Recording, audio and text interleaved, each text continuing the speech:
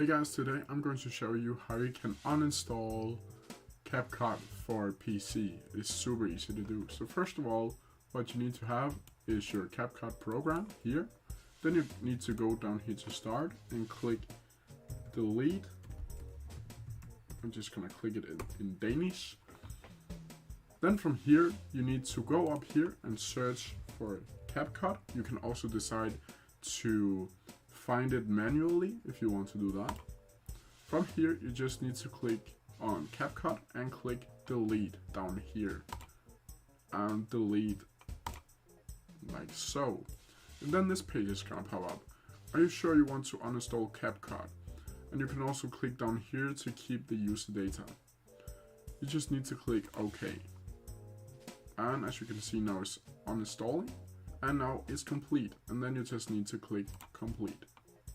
And there you have it. If you have any questions, as you can see here, now it's completely disappeared. If you have any questions, leave them down in the comment section down below and I'll try my best to answer them as quickly as possible. See ya!